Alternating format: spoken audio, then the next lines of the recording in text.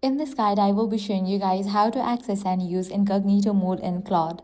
Let's get started. This feature lets you start private conversations that are separated from a normal chat history, making it useful when you want a cleaner or more temporary AI session. Launch Claude AI, then start a new chat. Now at the top right, you're gonna find this icon. Simply click on it to enable incognito mode. Once incognito mode is enabled, you will be taken into a private chat environment where you can start typing prompts into text field like normal.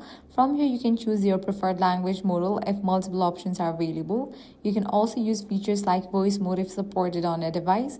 The interface works almost the same as a regular Claude chat, but this session is treated separately for added privacy and temporary use. If you want to exit incognito mode, simply click on the cross icon given at the top right. And that's it. This way you can easily access and use incognito mode in Claude. If this guide was helpful, do not forget to like, share, and subscribe.